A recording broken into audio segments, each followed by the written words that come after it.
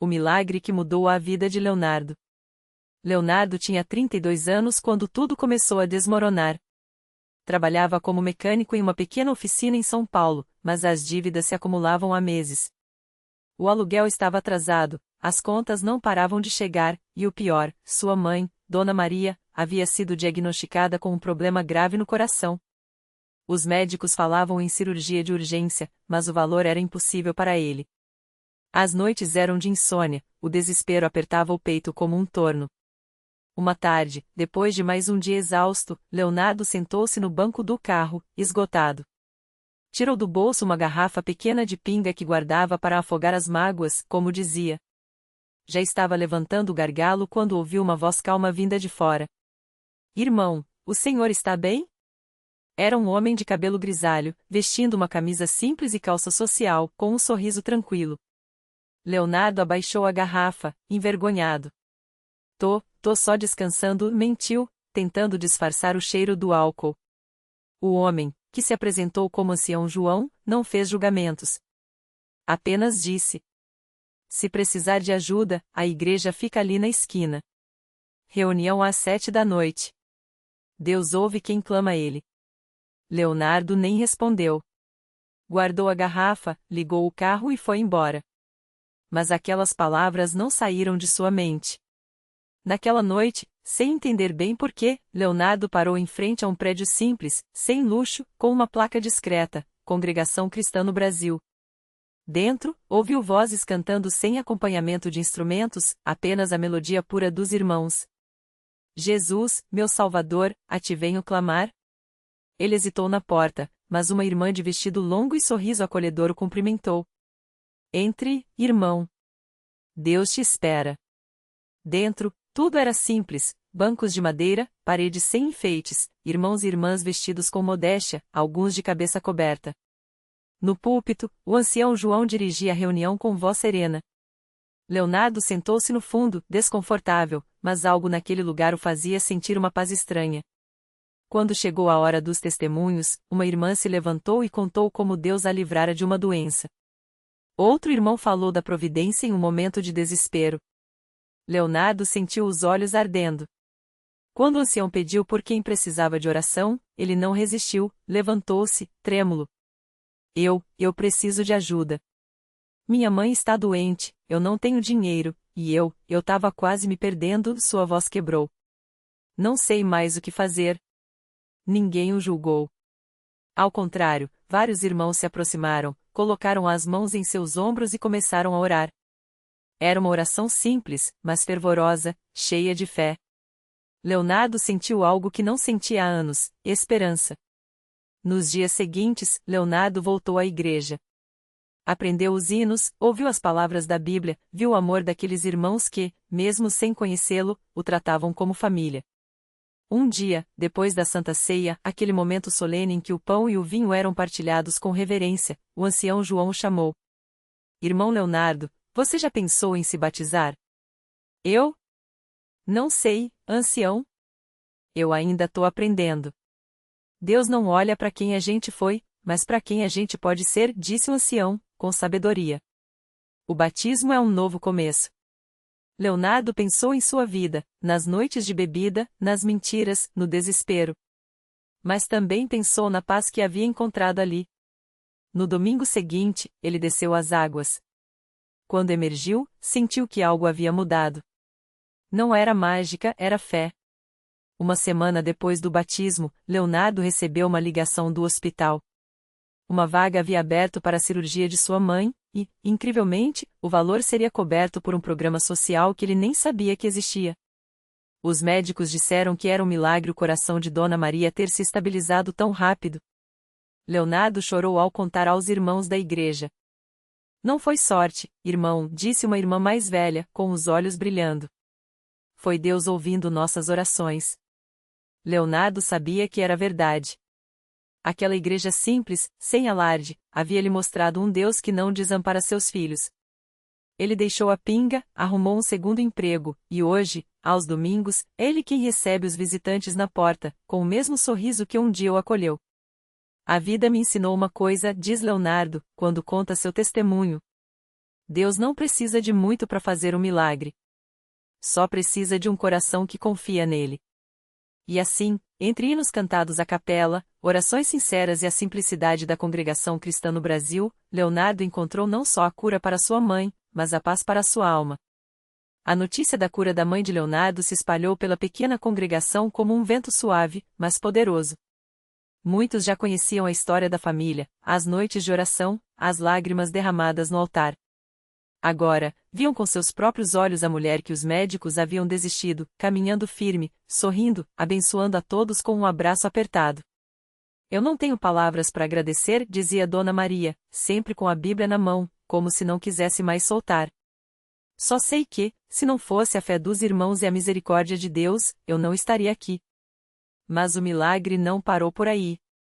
Leonardo, que antes entrava na igreja com a cabeça baixa, envergonhado das marcas que a vida e o álcool tinham deixado nele, agora era outro homem. O segundo emprego que arrumou, como ajudante de pedreiro, virou uma bênção inesperada. Um dia, o dono da obra, um homem sério que pouco falava, o chamou de lado. Você é diferente, Leonardo. Trabalha direito, não falta, não reclama. Por quê? Leonardo sorriu, enxugando o suor da testa com o braço. É que agora eu tenho um motivo para levantar cedo, seu João. Deus me deu uma segunda chance, e eu não vou desperdiçar. O patrão ficou calado, mas algo naqueles olhos duros parece que amoleceu. Dias depois, ele mesmo apareceu na congregação, sentou no último banco e ouviu o culto em silêncio. Ninguém o pressionou, ninguém o julgou. Só oraram por ele, como faziam por todos que chegavam. Enquanto isso, a mudança em Leonardo chamava a atenção até dos vizinhos. A mulher da padaria, que antes o via passar cambaleando, agora o cumprimentava com respeito. Você tá irreconhecível, moço. O que foi que fez? Não fui eu, Dona Lúcia, respondia ele, sempre humilde. Foi Deus. Ele tirou o que me destruía e colocou paz no lugar. E era a verdade. As noites que antes eram de solidão e garrafa, agora eram de estudo da palavra. Leonardo tinha dificuldade para ler, mas não desistia. Um irmão mais velho, o senhor Antônio, sentava com ele depois dos cultos e o ajudava a soletrar os versículos. Pouco a pouco, as letras foram fazendo sentido, e as promessas de Deus se tornaram ainda mais reais para ele. Um domingo, durante o culto, o ancião fez um pedido inesperado. Irmão Leonardo, você gostaria de dar seu testemunho hoje? O coração dele disparou. Falar na frente de todos? Ele, que antes não conseguia nem olhar nos olhos das pessoas. Mas então lembrou das palavras que tinha lido em Jeremias: não temas, porque eu sou contigo. Respirou fundo e subiu ao púlpito. Com voz trêmula, mas firme, contou tudo: a vergonha, o desespero, a noite em que quase tudo se perdeu. E então, como Deus, através daqueles irmãos simples, havia mudado sua história. Eu pensava que não tinha mais jeito, disse, olhando para o chão antes de levantar os olhos, já úmidos. Mas Deus mostrou que, para ele, não existe caso perdido. Se vocês estão passando por algo difícil, não desistam. Porque o mesmo Deus que curou minha mãe, que me tirou do lixo, pode fazer o impossível na vida de vocês também. Quando terminou, o silêncio foi quebrado por um coro de amém e glória a Deus. Muitas mãos se levantaram em oração, e mais de um rosto estava molhado de lágrimas. Naquele dia, 3 pessoas se aproximaram dos irmãos depois do culto, pedindo oração. Uma delas era o seu João, o patrão de Leonardo. Eu não entendo muito dessas coisas, confessou ele, com a voz grossa. Mas se Deus fez isso por você, quem sabe não pode fazer por mim também? Leonardo sorriu e colocou a mão no ombro do homem. Pode, seu João. Com certeza pode. E assim, como um rio que começa com um fio d'água, a fé daquele homem simples foi tocando outras vidas. A congregação cresceu não em números, mas em amor. As orações se tornaram mais fervorosas, os testemunhos mais frequentes. E Leonardo, que um dia entrou ali arrastando os pés, agora caminhava com a cabeça erguida, não por orgulho, mas porque sabia que carregava dentro de si uma história de graça. Às vezes a gente acha que precisa de coisas grandes para Deus agir, dizia ele, anos depois, já como cooperador na igreja, ajudando outros que chegavam quebrados como ele chegou. Mas não precisa. Basta um lugar simples, um povo que ora e um coração disposto a crer. O resto, Deus faz. A vida de Leonardo e da pequena congregação da CCB naqueles arredores de cidade do interior continuou mudando de um jeito que só quem viveu para acreditar. Não foi da noite pro dia, não. Foi como o milho que se planta na terra seca, primeiro a semente some debaixo do chão, depois um brotinho tímido aparece, até que um dia você olha e já tem uma espiga dourada balançando ao vento, cheia de grãos que vão alimentar muita gente. O seu João, aquele homem que duvidou se Deus poderia fazer algo por ele, tornou-se um dos mais assíduos na igreja. Não perdia um culto, nem uma reunião de oração. E não era só isso, ele começou a trazer os netos, os vizinhos, até o cunhado que vivia emburrado com o mundo. Se Deus mudou minha vida, pode mudar a de qualquer um, dizia ele, com aquela simplicidade que só os homens do campo têm. Um domingo, durante o culto, uma mulher chamada Maria chegou chorando. Ela não era da cidade, tinha vindo de longe, quase sem esperança. O filho dela, um menino de 8 anos, estava muito doente. Os médicos já tinham dito que não havia mais o que fazer. Minha irmã me falou que aqui as pessoas oram e Deus responde, ela balbuciou, segurando uma foto do garoto amarelada de tanto ser manuseada. Leonardo a recebeu com um abraço apertado. A senhora veio no lugar certo, disse, enquanto a levava até a frente da igreja. O pastor, um homem de voz calma e mãos sempre abertas, pediu que todos se ajoelhassem. Não houve gritaria, não houve espetáculo. Só silêncio, lágrimas e uma oração sincera, daquelas que sobem direto ao céu. Naquela mesma noite, o telefone de Maria tocou. Era o marido, ligando do hospital. Ele acordou, disse, a voz quebrada. Os médicos não explicam, mas o menino abriu os olhos e pediu água. As febres sumiram. Quando Maria voltou à igreja no domingo seguinte, não foi sozinha. Veio com o filho no colo, sorrindo, e uma fila de pessoas atrás dela, parentes, amigos, até o médico que tinha atendido a criança e não conseguia entender o que havia acontecido. Eu não sou crente, admitiu o homem, coçando a cabeça. Mas isso aqui é coisa que não se explica. E assim a igrejinha de paredes simples e bancos de madeira foi se enchendo. Não de gente que vinha por obrigação, mas de corações que tinham sido tocados. Cada um com sua história, o alcoólatra que largou a bebida depois de um sonho, a mãe que encontrou o filho desaparecido depois de uma semana de jejum, o jovem que desistiu do suicídio porque uma irmã da igreja bateu na sua porta no exato momento em que ele segurava a corda. Leonardo, agora cooperador, olhava tudo aquilo e só conseguia agradecer. Deus não escolhe lugares bonitos para fazer milagres, ele costumava dizer aos novos que chegavam.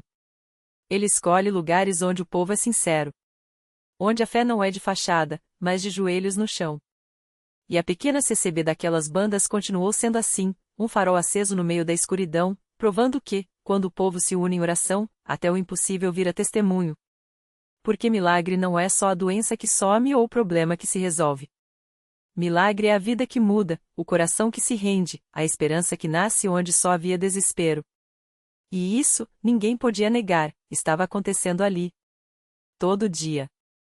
Era uma tarde de sábado quando a irmã Maria, uma senhora de mãos calejadas e sorriso tímido, chegou à igreja com o coração pesado. Seu filho, Rodrigo, de 18 anos, havia se envolvido com más companhias e, apesar de todas as suas orações, parecia cada vez mais distante. Ela já não sabia mais o que fazer, só chorava em silêncio durante as reuniões, pedindo a Deus uma saída. Naquela noite, o pastor anunciou que haveria uma vigília especial pelos jovens da congregação. Deus ouve o clamor dos pais. Disse ele, com a voz firme e cheia de fé. A irmã Maria não hesitou. Ficou de joelhos no chão de cimento, as lágrimas molhando o lenço surrado que trazia sempre na bolsa. Ao seu lado, outras mães também oravam, cada uma com sua dor, mas todas com a mesma esperança. Enquanto isso, do outro lado da cidade, Rodrigo estava em um beco escuro, prestes a fazer algo que mudaria sua vida para sempre. As mãos tremiam enquanto segurava um pacote que não deveria estar com ele.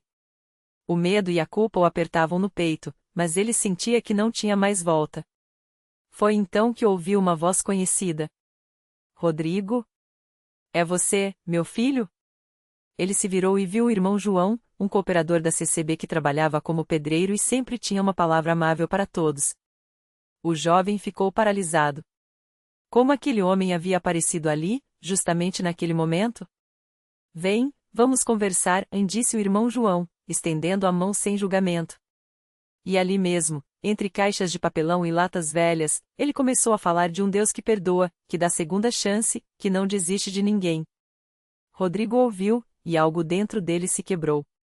Não foram palavras bonitas, mas a sinceridade daquele homem, que também já havia errado muito na vida, que o fez baixar a cabeça e chorar. Enquanto isso, na igreja, a irmã Maria sentia uma paz inexplicável invadir seu coração. Não sabia o que estava acontecendo com o filho, mas tinha certeza, Deus estava agindo. E quando Rodrigo chegou em casa naquela madrugada, sujo de poeira e com os olhos inchados de tanto chorar, ela não precisou perguntar nada. Só o abraçou forte e sussurrou: Deus te trouxe de volta, meu filho. No domingo seguinte, Rodrigo estava sentado nos bancos da CCB, entre irmãos que não o conheciam, mas que o receberam como família. Não houve sermões longos, nem olhares de reprovação. Só amor. E ali, entre cânticos simples e testemunhos verdadeiros, ele sentiu algo que nunca havia sentido antes: pertencer. Anos depois, Rodrigo se tornou um cooperador, assim como o irmão João que o resgatara naquela noite. E toda vez que contava sua história, ele repetia o que ouvirá de Leonardo: Deus não escolhe lugares bonitos. Ele escolhe lugares onde o povo é de verdade. Onde a porta está sempre aberta, e o perdão é maior que o erro. E a pequena CCB seguia firme, provando que milagres não são coisas do passado. São sinais de que Deus ainda fala, ainda age, ainda transforma vidas. Não com fogos de artifício, mas com mãos estendidas, orações sinceras e corações dispostos a amar sem medida. Porque ali, entre paredes simples e gente comum, o impossível continuava virando testemunho. Todo dia. Era uma tarde de sábado quando a irmã Maria, uma das diaconisas mais dedicadas da congregação, recebeu um telefonema desesperado. Do outro lado da linha, a voz trêmula de Dona Lúcia, uma senhora que há anos frequentava a igreja, mas nunca havia se decidido pela conversão. Irmã, é o meu neto, o Lucas, ele tá muito mal. Os médicos disseram que não tem mais jeito. Só um milagre agora. Sem hesitar, a irmã Maria reuniu alguns irmãos na sala de oração. Não eram muitos, apenas meia dúzia de pessoas, mas todos com o mesmo coração, cheios de fé. Enquanto as mãos se uniam e as vozes se elevavam em súplicas, um silêncio sagrado tomou conta do lugar. Não havia choros histéricos, nem palavras rebuscadas. Só orações simples, como as que Jesus ensinou: Pai, se for da tua vontade, toca neste menino. Dá mais uma chance para essa família te conhecer. Enquanto isso, no hospital, Lucas, um adolescente de apenas 14 anos, lutava entre a vida e a morte. Os aparelhos emitiam bips fracos, e os médicos já haviam avisado a família para se preparar. Mas Dona Lúcia, mesmo com os olhos inchados de chorar, segurredava a mão do neto e murmurava: Jesus, eu não sei orar direito, mas eu sei que o Senhor é bom. Se o Senhor quiser, cura meu neto. E se não for assim, leva ele pro céu, mas me dá força para aguentar. De repente, sem explicação médica, os sinais vitais de Lucas começaram a se estabilizar. Os enfermeiros se entreolharam, incrédulos. Um médico, que não era crente, balançou a cabeça e sussurrou: Isso não faz sentido. Mas Dona Lúcia sabia. Ela tinha visto com os próprios olhos o que a ciência não conseguia explicar. 3 dias depois, Lucas acordou. Fraco, mas consciente. Os exames mostravam que a infecção generalizada, que já atingira órgãos vitais, havia regredido de forma inexplicável. Os médicos chamaram de a remissão espontânea. Dona Lúcia chamou de milagre. Quando Lucas teve alta, a primeira coisa que pediu foi para ir à igreja. Ele não entendia muito bem o que havia acontecido, mas sentia algo diferente dentro de si. Naquele mesmo sábado, durante o culto, ele se levantou e, com voz ainda fraca, deu seu testemunho: Eu não sei explicar, mas eu estava indo embora. Aí, de repente, foi como se alguém me puxasse de volta. E eu ouvi uma voz dizendo: Não é agora. A congregação inteira chorou. Não eram lágrimas de tristeza, mas de gratidão. Porque ali, mais uma vez, eles viam que Deus não tinha abandonado seu povo. Não precisava de holofotes, nem de grandes multidões. Bastava um grupo de irmãos unidos, uma avó que não desistiu de crer e um Deus que ainda opera maravilhas nos lugares mais simples. Nos meses que se seguiram, Lucas se batizou nas águas. Dona Lúcia, que por anos só acompanhava os cultos, finalmente se entregou a Cristo. E a pequena CCB, que muitos olhavam com desdém por não ter estruturas luxuosas nem pregadores famosos, seguia sendo um farol. Porque ali, entre as quatro paredes sem frescuras, o impossível continuava acontecendo. E toda vez que alguém duvidava, os irmãos só sorriam e diziam: "Vem ver." Não é história não. É vida transformada. Porque milagre não é só curar o corpo. É curar a alma. É fazer o desanimado levantar, o perdido achar o caminho e o que estava morto viver de novo. E assim, entre um glória a Deus e outro, a obra continuava. Porque onde há um coração sincero e uma igreja que ora, o céu não fica em silêncio. Nunca ficou. Nunca ficará. O milagre completo. Aos poucos, a notícia do que acontecerá com Lucas se espalhou. Médicos que o haviam desenganado agora o examinavam com olhos arregalados, sem encontrar explicação para a recuperação de seus pulmões, antes destruídos pela doença. Mas Lucas não precisava de provas científicas. Ele sabia, naquela noite, enquanto a igreja clamava, algo sobrenatural o tocará. Não foi apenas a cura do corpo, foi a paz que encheu seu peito, a certeza de que, mesmo na escuridão, Deus o vira. Dona Lúcia, que por anos carregara o peso da dúvida e do luto, agora chorava não de dor, mas de alívio. Ao ver o filho saudável e a igreja cheia de pessoas que, como ela, haviam encontrado esperança ali, entendeu: Deus não escolhe templos grandiosos, mas corações dispostos. E naquela pequena CCB, entre bancos de madeira e paredes simples, ele fizera morada. A reflexão que ficou. Milagres não são apenas eventos espetaculares, são sementes plantadas no silêncio da fé. Às vezes, Deus não muda as circunstâncias de imediato, mas muda nós dentro delas. Lucas aprendeu que a cura começou quando ele parou de lutar sozinho e deixou-se ser carregado. Dona Lúcia descobriu que a dúvida não era inimiga da fé, mas o lugar onde a graça a encontrou. A lição. A vida muitas vezes nos quebra para nos lembrar que não somos feitos para ser fortes sozinhos. O verdadeiro milagre não está apenas no que Deus faz por nós, mas no que Ele faz em nós quando o orgulho se rende, quando o medo vira confiança, quando o que estava morto, a esperança, a fé, o amor, ressuscita. E isso não exige grandes plataformas, apenas um coração que diz: "Aqui estou, usa-me." Assim, a pequena igreja seguia de portas abertas, não porque prometia soluções mágicas, mas porque ali as pessoas aprendiam a esperar juntas.